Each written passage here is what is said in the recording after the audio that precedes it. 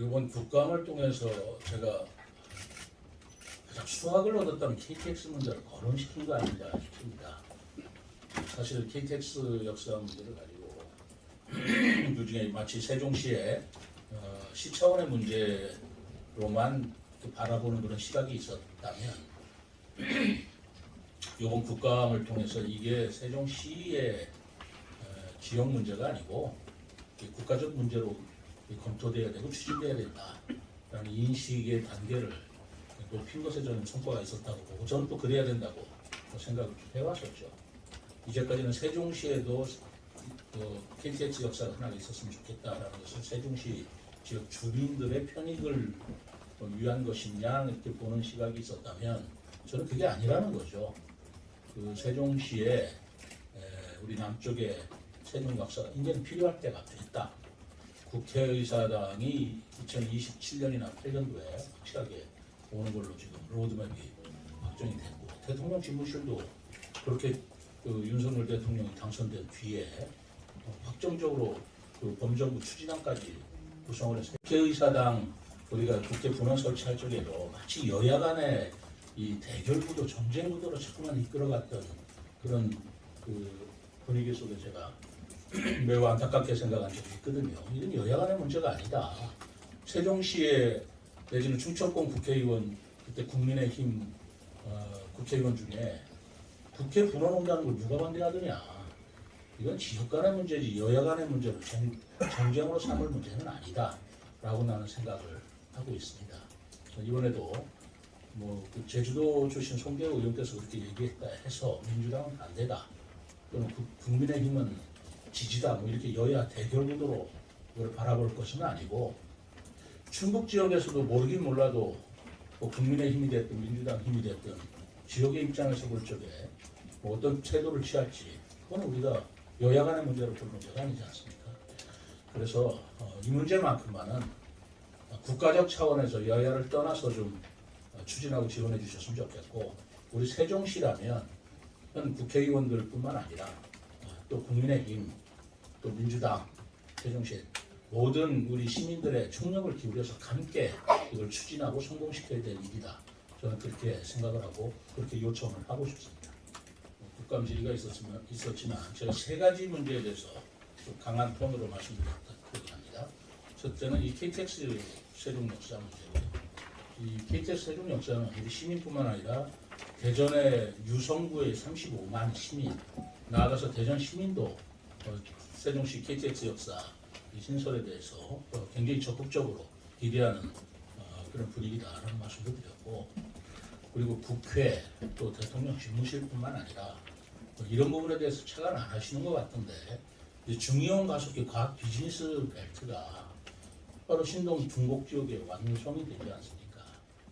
거기를 오가는 왕래하는 외국인 연구자들 또 각 지역의 대학 연구자들 하시는 분들이 어떤 교통수단을 이용하는 것이 시간을 절약하는 문제겠습니까? KTX 역사는 이제는 필요하다라고 보고 있는 거고요. 더더구나 이제 국회가 오게 되면 우리 세종 이남에 있는 특히 호남선 열차를 이용하는 민주당 의원들 어떻게 오셔야 되겠습니까? 오송역까지 왔다가 다시 버스로 오셔야 되겠습니까? BRT 버스로? 그렇다고 승용차상 대기시킬 수는 없는 거 아니겠습니까? 이건 시간에 관한 문제, 업무 효율에 관한 문제, 국정 운영에 관한 문제에 있어서도 이제는 되돌이킬 수가 없다라는 말씀을 제가 드렸고요. 그리고 이제 교부세 문제가 사실은 제가 굉장히 고민을 했었습니다. 이 문제를 제가 시장이 되고 나서 정말 깊숙하게 들여다봤어요. 우리 세종시가 왜 예산이 빚을 많이 졌는가? 이런 문제를 포함해서 심도 있게 봤더니 본질적인 문제가 하나 있더라. 이게 바로 보통교부세 문제였다라는 것이었습니다. 이 문제는 그전에도 전임 시장님들 몰랐겠습니까만 이게 수면에 이렇게 드러나오지를 않았던 것 같아요. 근데 이거는 쉬쉬할 문제도 아니고 이건 우리끼리 해결할 문제가 아니다. 보통교부세 문제는 제가 조사해 보니까 여러분들 다 아시겠지만 우리나라 모든 국민은 세종 시민을 제외한 모든 국민은 기초자치단체한테 말하자면 배부하는 기초 교통교부세분이 있습니다. 그리고 광역자치단체에 또 교통교부세가 또 내려오게 돼 있어요. 그러니까 모든 주민들은 기초자치단체의 주민이자 광역자치단체의 주민이 아닌 곳이 없기 때문에 기초분, 광역분에 대한 교부세를 받아서 우리 말하자면 자기들의 부족한 그 자치단체 부족한 그 재원을 우리가 충당하는 것인데 세부 쪽은 기초자치단체가 없습니다.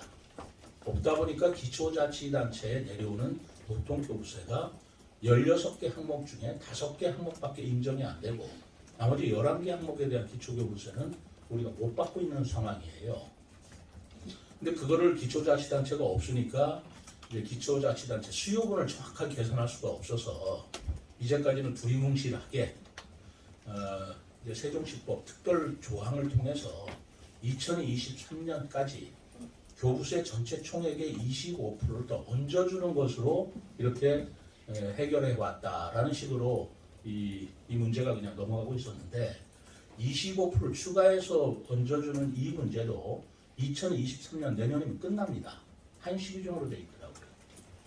그럼 2024년도 이후에는 그러면 어떡할 거냐라는 문제가 생기죠. 그래서 제가 이게 말좀 퍼펙트 스톰 같다라는 표현을 쓰고 있습니다. 첫째, 우선 우리가 규제가 비소득권에서 유일하게 조정 대상 지역에서 풀려지질 않고 있지 않습니까?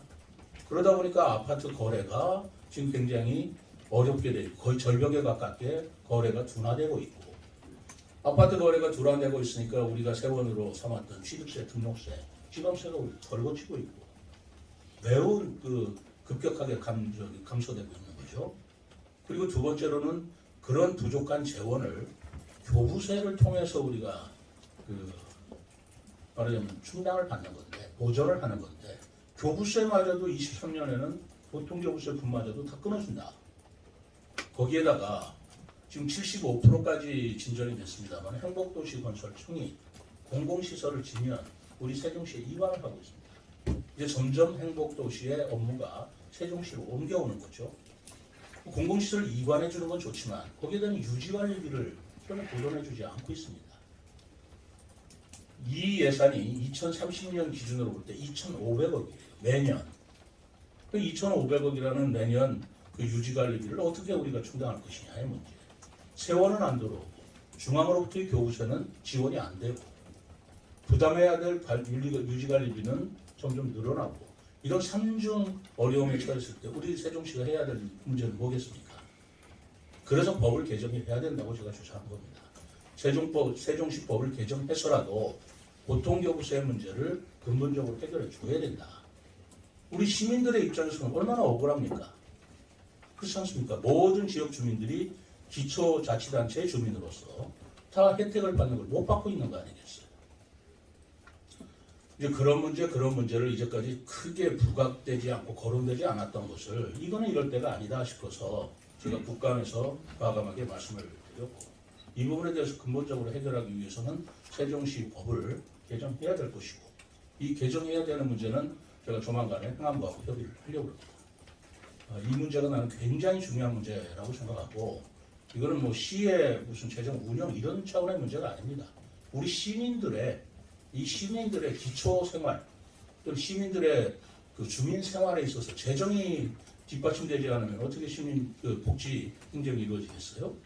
그래서 시민들께서도 이 문제를 좀 아셔야 되겠다라고 저는 생각을 해서 이 문제를 거론을 했고요.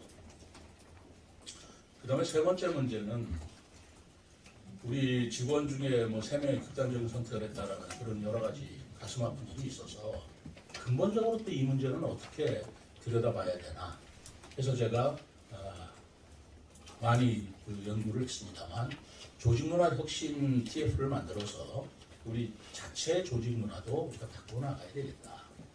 그리고 외로움 전담 관계도 두어서 그 직원들이 외로움에 처해 있는 그런 문제도 우리가 살펴드려야 되겠다. 심리 상담사라든가 아니면 옴부즈만 제도 같은 걸 도입하려고 합니다. 그러나 더 근본적인 문제로는 아까 기초자치단체 교부세를 못 받는 것처럼 우리 직원들이 굉장히 업무가 많다는 사실이에요. 제가 주기야광이라고 그때 표현을 했습니다. 우리 직원들이 야간에는 민원 업무에 시달리고 있습니다. 그리고 기초자치단체가 처리해야 될 그런 업무를 전부 다 안 할 수 없으니까 그런 업무에 전념을 하다가 저녁 때 되면 광역자치단체로서 해야 할 보고 업무라든가 건의 업무라든가 또 이런 걸 해야 돼요. 저 또한 우리 기자 여러분들께 제가 가끔 호소를 했습니다만 저도 공직생활을 30년이나 했지만 세종시장같이 이렇게 정말 이렇게 바쁘고 어려운 자리는 처음이다라고 느꼈어요. 그래서 왜 그런가 했더니 그렇습니다. 낮에는 저 마을 이장님들부터 제가 다 만나야 돼요. 민원인들도 저한테 만나자고 그래요. 사실 일선에 가면 시장 군수 기초자치단체장 굉장히 바쁩니다. 굉장히 일이 많아요. 그분들도 아주 많은데 저는 그 일 다 해야 됩니다. 시장으로서. 그리고 광역자치단체장으로서 해야 할 일도 또 제가 또 다 해야 돼요. 위로서는 대통령도 만나야 되고 저기 또 우리 지역에서는 마을 이장님까지 다 만나야 되면 제가 도대체 이 한정된 시간에 얼마나 업무가 많겠습니까? 이것은 일정을 어떻게 짜자라는 문제가 아니고 업무 자체가 굉장히 많은 것이구나. 이런 생각을 해서 제가 과감하게 읍면동장이나 실국장한테 권한을 이행하지 않으면 이 누구든지 이 세종시의 공무원들은 업무 가중에 어려움을 느끼겠다라고 생각을 했던 겁니다. 저도 어려운데 우리 직원들도 똑같지 않겠습니까? 그래서 이 부분은 정원 문제를 좀 진지하게 고민을 해야 될 문제다. 근데 정원 문제를 제가 비교를 해보니까 예를 들어서 원주 같은 데는 기초자치단체임에도 불구하고 인구가 우리하고 비슷해요.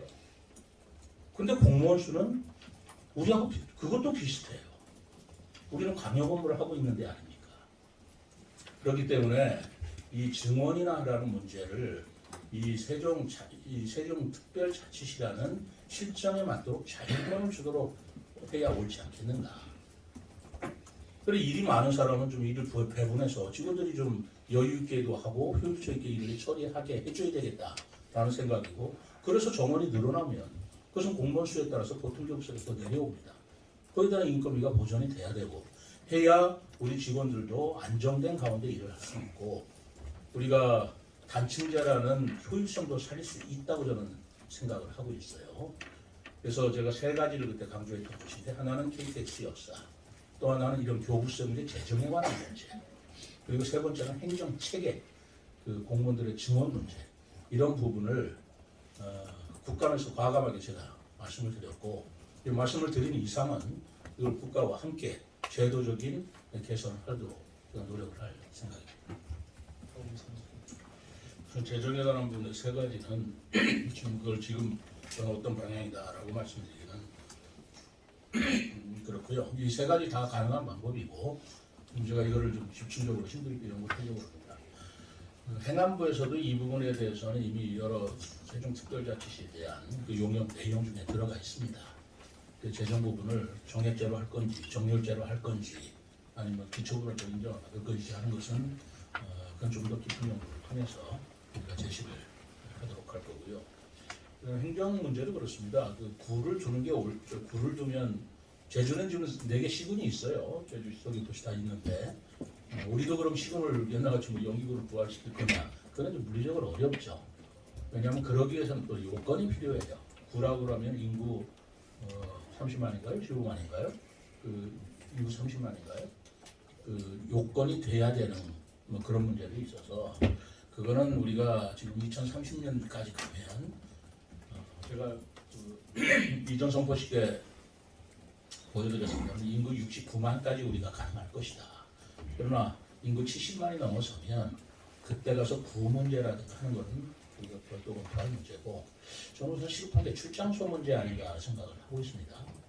그래서 북부 지역 분들이 여기까지 오시기에 굉장히 불편함이 있기 때문에 출장소 문제를 좀 검토해라 라고 지금 검토 중에 있고, 두 번째는 읍면동을 지금 책임 읍면동제라고 해서 하지만 다른 시장 원수가 있는 읍면동하고는 좀 다르다. 그래서 읍면동 문제를 조금 더 세종시답게 세종형으로 들여다보자 라고 검토를 지금 하고 있습니다. 그 세종역에 대한 우리 경제적 타당성 내지는 과학적 타당성 그리고 위치 이런 걸 포함해서 제가 새로 이번 추경에 예산을 세웠지 않습니까? 그 예산을 세운 내년 용역 결과가 내년 이제 상반기, 하반기 9월이라고 돼 있는데 그걸 좀 땡겨보려고 합니다만 그 연구 결과를 보고 로드맵을 정하든가 해야 되리라고 봅니다. 오늘은 이러한 문제가 있기 때문에 세종시의 KTX, 그다음에 재정특례, 행정특례가 법적으로 좀 정비돼야 된다는 말을 국감에 드렸던 것이고 아마 국감이나 이런 국정 차원에서 제가 이렇게 공개적으로 발표하는 건 아마 세종시에서는 처음 아닌가 싶었습니다. 그럼 여러분들께서 당연히 궁금해 하실 것 같아서 오늘 거기 부충수는 드리는 거고 이제부터 시작이죠. 이제부터 시작이기 때문에 좀 더 연구를 더 진척시켜 가면서 로드맵도 만들고 읍면동장한테 얘기하는데 읍면동장들은 뭐 제도를 얘기할 게 아니고 그러니까 읍면동 22개 읍면동은 다 수방을 했습니다. 그때 이런 얘기를 했어요. 읍면동장들이 이제까지 읍면동장 같이 생각하지 말고 좀 더 책임의식을 갖고 그리고 필요하다는 권한도 줄 테니까 읍면동을 책임지는 그런 자세를 일해달라라는 얘기를 여러 번 당부를 한 적이 있습니다.